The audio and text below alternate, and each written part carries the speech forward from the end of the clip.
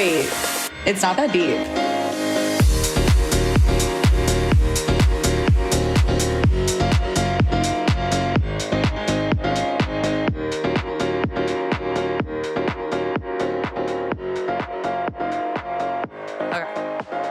Hi, everybody.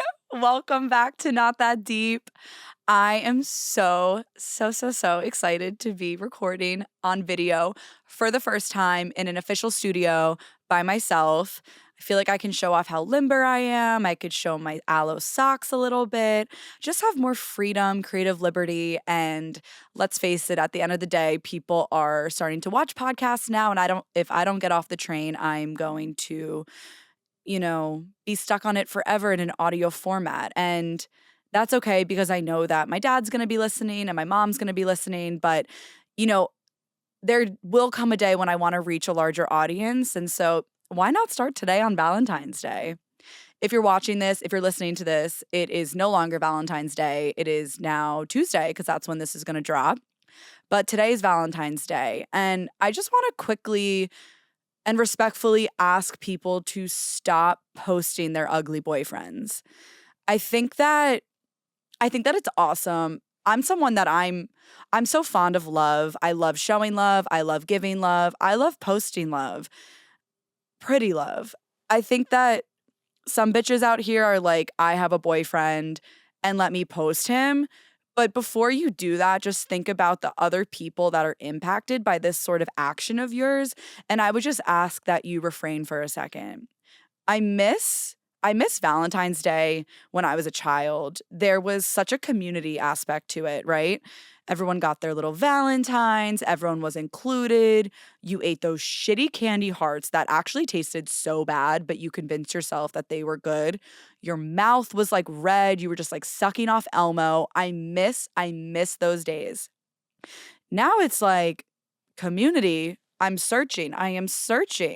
Every bitch is for herself these days.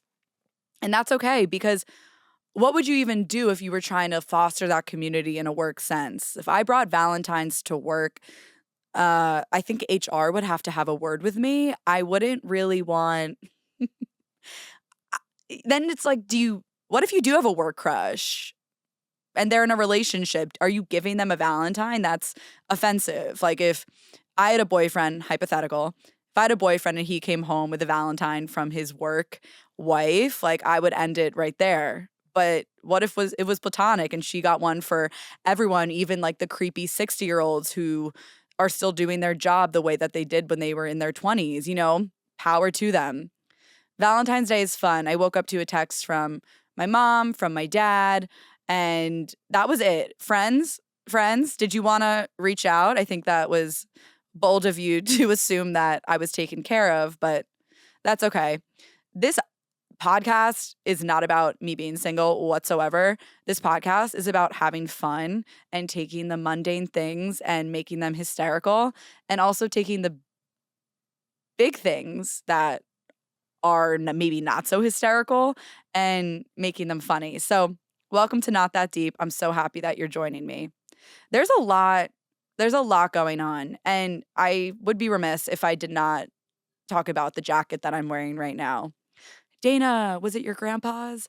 Dana, did you do something really special in it? Tell me. No, I was in Denver a few weeks ago smoking so much weed, and I went to a vintage store. And the crazy thing about vintage stores is that everything feels a little bit more special. Everything holds a little bit more power. And a shirt that you could find at Urban Outfitters that might make its way into this vintage store is now cost at triple the price. And you in your head are thinking, that's vintage. I think it's worth it. And I want to encourage everyone to just think to themselves, what does vintage mean to you? Because to me, when someone asks me where something is from and I get to say it's vintage, I'm better than you. Because I didn't go to a store. I didn't go to a store that is mass producing product and I bought something. No. I went to a boutique vintage store in Colorado and I rummaged through. And I also want to, I have something in my eye. I also want to mention that thrifting, the act of thrifting is so popular nowadays. What is thrifting? Let's go through people's old shit. What are we doing? I like it. I find really good stuff thrifting, but are you ever thinking, like, what am I touching? And I'm going through this store with a couple of my friends in Denver, and shopping with friends is quite the experience because what type of shopper are you? Okay. I- Are you a leader? Are you a follower? I'm a leader in life. I'm a leader in all aspects. When I'm shopping, the second I enter a store with multiple people, I turn so quickly into a follower. It's insane. I need to be breathing down somebody else's neck while they are shopping in order to feel like I'm doing a good job. I don't know why. Because it's like, "Oh, let's go shopping together." Okay, together. I heard together. Let's go shopping together. And then all of a sudden they're like, "Dana, can you please give me some personal space?"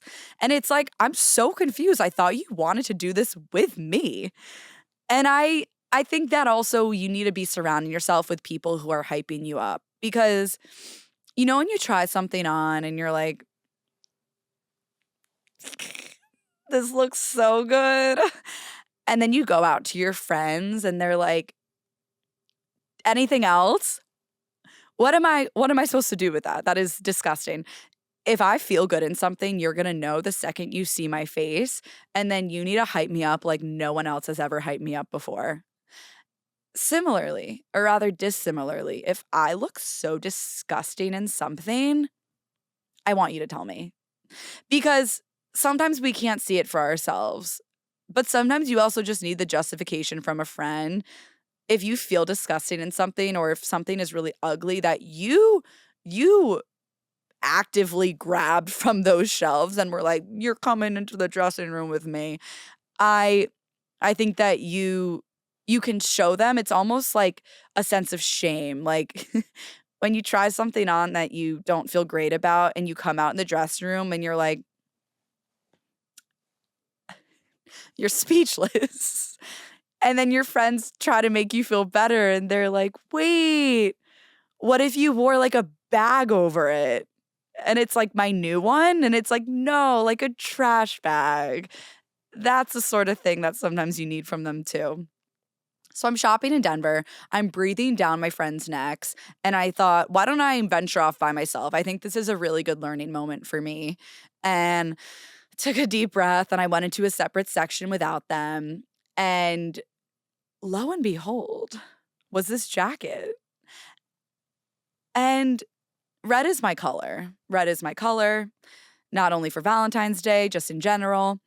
And I was so excited because it honestly reminded me of something that my grandpa might have had. I have an old Arnold Palmer bomber jacket of his, not the drink, the man. A little golf jacket. It's really cute. When people ask me where I got it and I wear it, I say it was my grandpa's. They say that's amazing. I say he died. They say that's so sad. I say, but isn't this jacket amazing? And then it's just cyclical. We go through it every single time.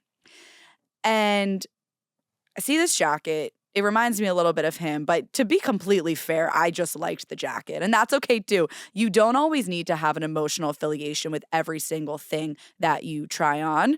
So I tell myself, so I tell my therapist. I try it on.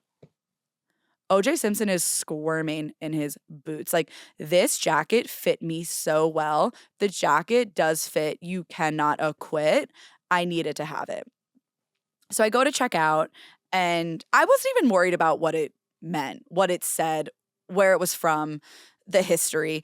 Because when you like something like that in a vintage store, you don't ask questions. You just go. It was $70. I thought, I mean, my grandkids are going to probably be wearing this. So I thought if I kind of like canceled the X and then divided the amount of generations it's going to go through, the jacket was basically free.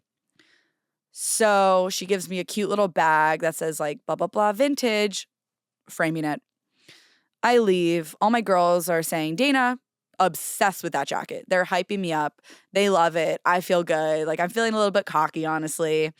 And I was like, well, what does it mean? And before I get into this, it doesn't mean anything bad. I'm not like, all of a sudden it's not like hailing Hitler. Like, no. This jacket is not like that. It just says like moto sport. And I don't know what that means. I don't race cars for fun. My dad did let me drive a car one time, like when I was 12, and I drove it almost into our house. We have a photo of it. My family is always down to capture moments, and my mom was not happy. They were peak divorce, and that just, I think, sealed the deal. And I'm not racing cars for fun unless my dad is like handing me the keys to his Hyundai when I shouldn't be. If they're listening to this, which they are, and if they're watching this, which they are, that was funny, guys. That was like a good time that we had. But I look it up and all of a sudden I see, when you search something on Google and it's like 80 different websites that you can buy this item from. There are, I think, 12 different places that this jacket is being sold. And it's not places like Cure Thrift, Anthro Thrift. It is like Amazon. This jacket is available on Amazon for $70 and in different colors. And I would have gotten the blue if it was available. And the point of this story is now when people are like, Dana, that's such a sick jacket, everything in me wants to say, thank you, it's vintage. I can't lie. I can only lie when I'm making a story better. This is lying to make the story worse. And I need to tell the truth. This jacket is available on Amazon. And would I have loved for this jacket to have belonged to a woman? She had a name. Her name was Sally. She had a life. She was supporting her husband day in and day out. He was a race car driver. The last thing that he left her was this jacket. Red was her favorite color. She wore this every single day up until the day she died. Her children, when they were cleaning out her home, filled with dust, memories, and smiles, they found this jacket and they smiled. They thought, we should give this to somewhere that means a lot to Aunt Sally, Mother Sally, my bad. It's hard to remember the familial lineage when it's fake. Then they brought it to a store in Denver and they said, make sure this goes to someone good. And then in 2025, this dumbass bitch walked in and I was like, that's the one. So yeah, it's from Amazon and that's okay. But keep it real with people. I also don't gatekeep. I think that gatekeeping is disgusting. This life is short. If somebody likes something of yours, your lip gloss, your face, oh, we like your face, where did you get it done? Tell them the dermatologist. Tell them the injector. Why would you not? Because let's say they're on Oprah one day. Who's your muse? You would be their muse. And why would you miss out on an opportunity like that? I know that the next person I tell about this jacket, let's say they are, on the next viral video of them on a flight, perhaps getting kicked off because of pro-Trump slurs. I want them to be saying, I got this jacket from Dana Joy Siegelstein. Good publicity is any publicity. Don't get it twisted. I wanted to bring up something that has altered. I'm at a point in my life right now where I can recognize this is cool. This is really cool. Have you guys heard of Substack? It's almost like Dora now, where I'm asking you a question and then I'm waiting for you to answer, but I also need to recognize that I don't actually know if you're answering. Dora's like, should I go under the bridge? And I'm like, no, you dumbass bitch, there's a troll. And she's like, vamonos. That's what I feel like. So I realized that Substack was a thing a couple months ago. My friend Jackie, who I respect, you should respect your friends. Jackie, who I respect unlimitedly. Unlimited. She was telling me about a Substack. And, sometimes when people talk to me, I don't listen. I was listening. And I didn't really understand what she was saying, but I was listening. And that's half the battle. Substack was something that I downloaded 2 days ago. And, yeah, you're coming home with me. That shit is good. For those that don't know what Substack is, I would compare it to Twitter for creatives. I'm a creative.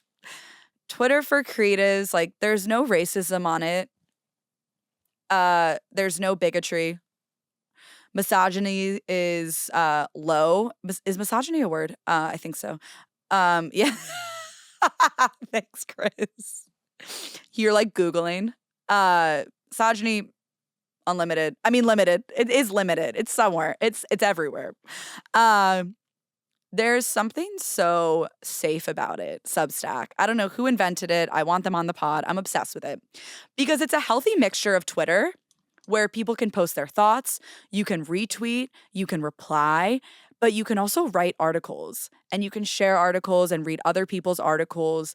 And it is such a freedom of speech. And you can only subscribe yourself to what you wanted to subscribe to. So let's say someone was writing about, there's like a Gen Z Substack, and she writes about Gen Z trends, and she writes an article, I think maybe daily or weekly. Her name is Cassie. No, her name is not Cassie Wilson. That's another person. I'm just going to keep that in. Shameless plug everywhere. Let's plug it up. That's what she said. So the woman that I babysit for sent me someone's Substack and was like, is this you? And I had never opened Substack before. And at the bottom of this woman, who is a very well-renowned writer on Substack, is my video. And it's me. And I recently made a video not mocking the Let Them theory by Mel Robbins, but it was a take on it. It was a spin. And what it was and what the Let Them theory is a theory that is widely spread by Mel Robbins, who I really look up to. And it's the essence of when you cannot control someone else's actions, you need to let them. And a simple, very good example is if what's a good example? If a friend of mine is thinking about getting back with her ex-boyfriend, and no matter what I say or what I do, nothing is really going to deter her or push her, let them. That's like more of an intense example, actually. It's also like if someone cuts you on the subway, let them.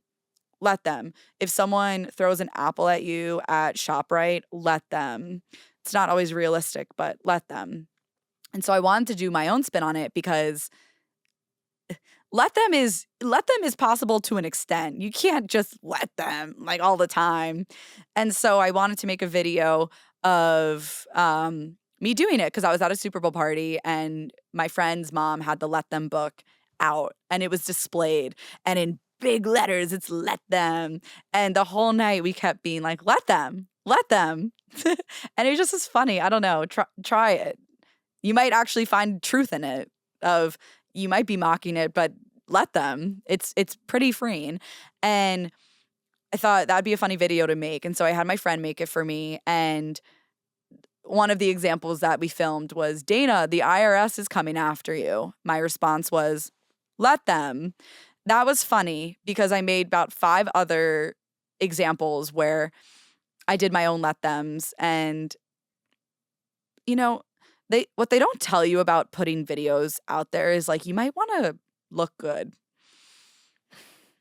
Like, I think sometimes I'm so focused on the content and what I'm saying that I'm not checking if I have a bald spot. Like, I don't have bald spots, but when I put my hair in a certain way, my scalp is revealed, and I don't want that. I don't want people being like, is that girl whose scalp is always out? And so I'm hoping that people aren't calling me scalp girl, but now I'm almost welcoming that notion in by putting it out there. But I think you should approach every piece of content that you're putting out there as if you're going to go viral. Because if you do, then you might want to look a little bit better. You might want to put on some lipstick. You might want to put on some blush. And you might want to make sure that your sweet little bald spots that are not intentional, but they are covered up.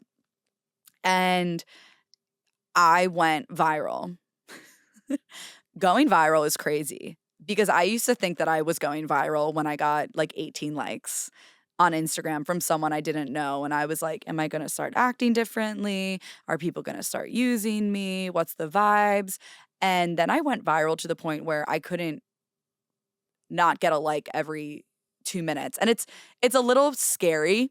And I hope I'm not coming off as braggadocious. I am coming off as someone who this has never happened to me before, and it feels cool, but it's also happening in a phone. It's not in real life, right? Like 1 million people viewed my video. 1 million people aren't asking me how my day was or what's keeping me up at night. I know that's not the point of social media, but it's a part of me and it's a part of the value that I get out of social media. And so I always want to keep that in mind of staying true to myself and also what I came to the platform to even do. I think going viral, what does that mean? It means you're getting mass reach. It means that you're getting more followers. It means that people who would have never seen your content before are now seeing it and they're connecting with it. And the best part is they're laughing with it. I purposely did not say laughing at it. They might be laughing at me, but fuck it, it's a view. And I think that it's important during this time for me to like stay level-headed. And if the way I'm talking about this sounds insane of like, okay, Dana, you got one video with like a lot of traction, move on. I think it's because I'm soaking it in, taking it in, soaking it in. Am I a Mormon?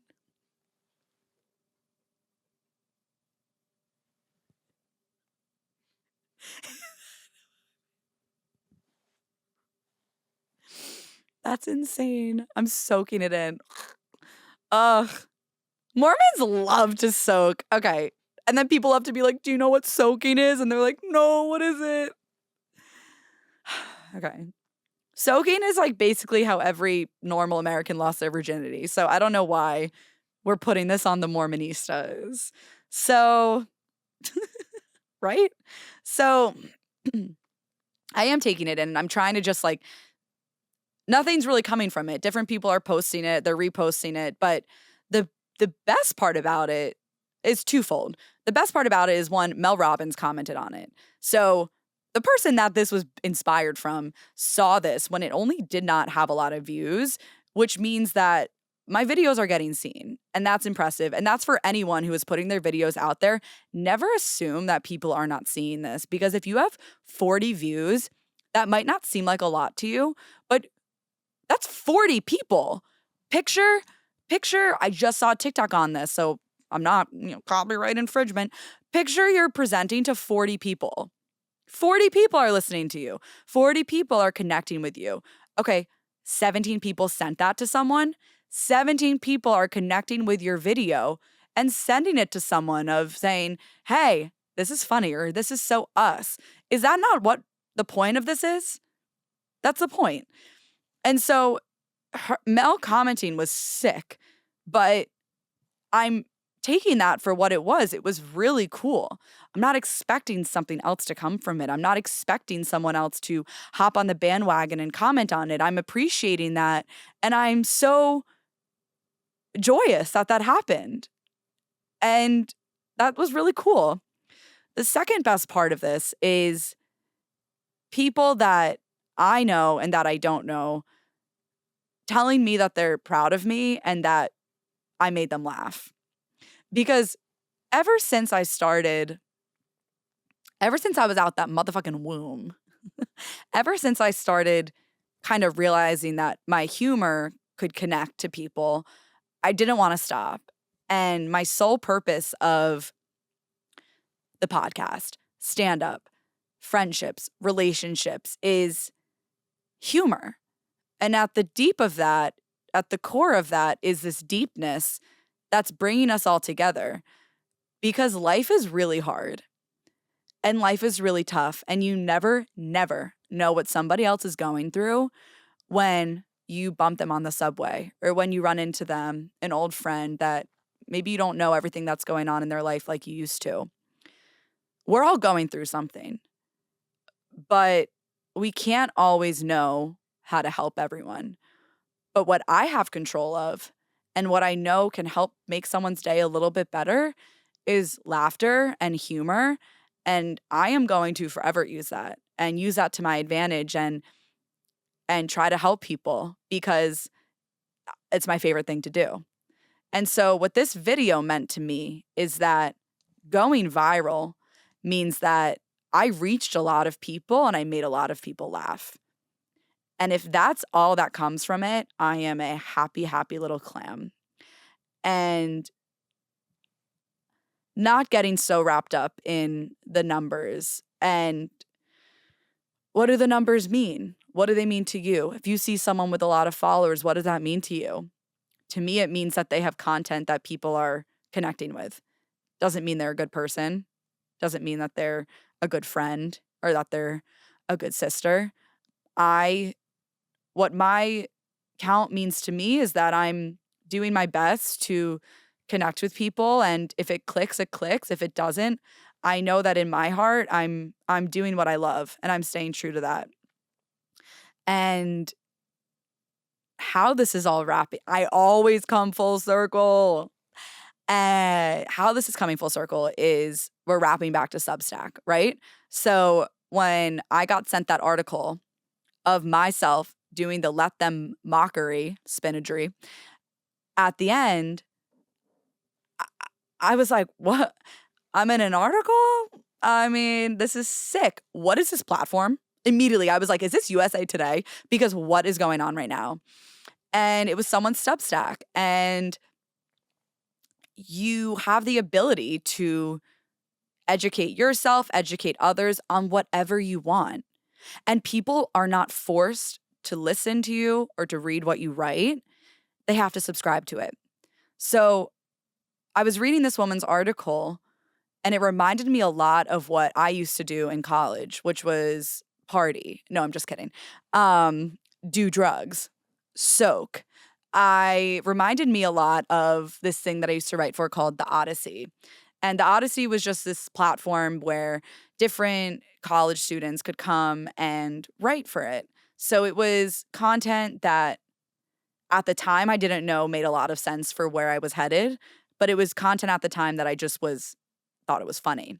So different articles I wrote ones like for my mom, for my dad, for my sister, for I remember I did how special it was that my dad came to Italy when I was studying abroad. And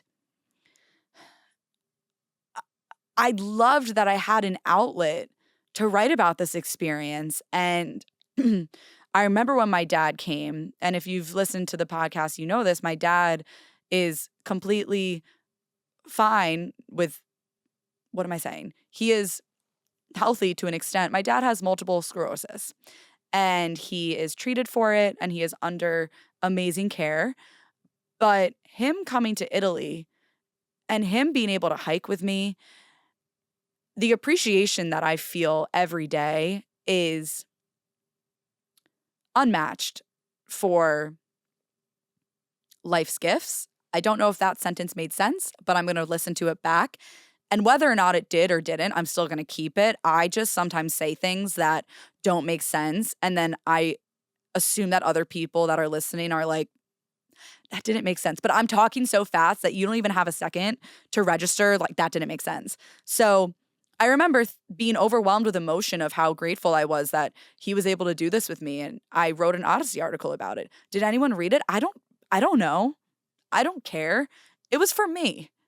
And I wrote a lot of other funny articles too of what to get your racist uncle for Hanukkah, for example, or why the Real Housewives of New Jersey is a supreme housewife franchise. Debatable, kind of, I think OC is, but that's for another time. And the point is, it's an outlet. And it was an outlet that I could be serious on and that I could be funny on. And I always look back on a lot of your life's decisions kind of shape and bake who you're going to be, but sometimes it doesn't. Sometimes who you were 10 years ago has nothing to do with who you are today, whether that's purposeful or whether that's on accident. When I look back on my time writing for the Odyssey, it makes so much sense because that content of serious yet funny outlet has brought me here today. And that is the notion of Not That Deep. That is why I'm doing this. It's an outlet where I can be funny if I want to. I can be serious if I want to. Keyword, if I want to. And if you're listening to this and you're subscribing to this, I thank you so much, because you're giving me an audience to connect with and to make laugh or to have serious conversations with. And that is so special to me. And so similarly to that is Substack, because now I have this written form. I'm not writing for the Odyssey anymore. Unfortunately, I'm not in college anymore. My liver couldn't do it. And now I have this format where now I can do written content. I love to write. My diary is important to me, but if anyone found that, I would cry. Like, I cry a lot, but you write that, there's not that much of a difference between my diary and kind of what I plan to write on Substack, because, and I say I would cry, I'm obviously kidding. I think that there's beauty in sharing your feelings. Keep some shit to yourself, like, duh. But there's so much value in sharing how you feel, whether it's my journey with mental illness or my struggles with family, friends, school, work, life. Life is hard. Have an outlet. It makes it a lot more digestible for you. And maybe your outlet is your ears. Maybe you're not someone who wants to be talking or writing. You want to be someone who's consuming content and who's listening. And your way of connecting with people is listening to someone talk or reading what someone wrote. I love that. That's amazing, because that's what works for you. It's so important to be doing what works for you. And Substack felt like the Odyssey to me. And Substack, I feel, is a new format for me to get creative and write and reach more people. Because something that I'm learning also is there's so many people out there. And I always knew there were a lot of people in the world. Like, this isn't new, you know? But knowing that you have the opportunity to connect with so many people and make people laugh is so beautiful. And it reminds me a bit of Tumblr. If you guys remember Tumblr, it was like it was kind of a blog, blah, blah, blah. It was almost depressing. Tumblr was for depressed girls. Tumblr was for depressed girls before they knew they were depressed. It was like the warm up. It was the pregame drink to being depressed. It was like, do you want to scroll through some sad shit? And it's like, definitely. But I was talking with my friends about the power Tumblr had on us. It was so fun. You got to make your own page. You could repost stuff, kind of a retweet, kind of like retweeting on Substack. So, I mean, in 20 years, things are going to be different. There's going to be another format, but I just want to be taking advantage of the formats that I have right now and connecting. I think if I say connect one more time, I'm going to, but it's what I want to do. And I think that for my first video podcast, I got my point across. I hope that maybe you connected with some of the things I said, especially posting your ugly boyfriend. Keep that in the drafts. But for now, I hope that you connect with someone, whether it's in person, whether your energy is so infectious that people can't resist it, or that you connect with someone's content because they did that on purpose. They didn't just post that for fun. I mean, maybe they did, but I think connection is key, and it's something that we're all missing, and let's make connection hot again. And thank you so much for listening, and please rate and subscribe. Don't worry about subscribing to my Substack. I can't throw too much at you, and I'm kind of getting it up and running. It's like a WIP, work in progress. Whip it, and don't do whippets. But thank you guys so much for listening to Not That Deep, and I will see you next time.